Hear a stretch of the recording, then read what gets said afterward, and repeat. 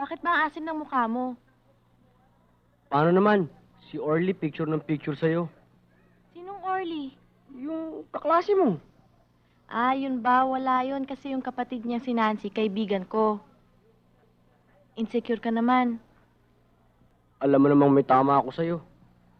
Kung pwede nga lang ako na susundo sa eskwela sa'yo para siguradong walang didikit sa'yo. Kaya lang yung haircut mo, masyadong stricto.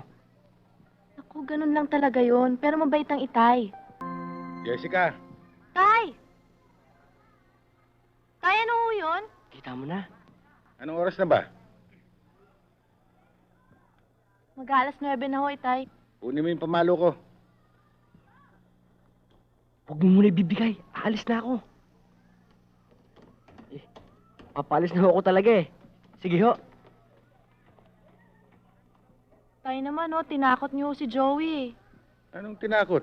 May lakad ako. Sige doon ka sa taas.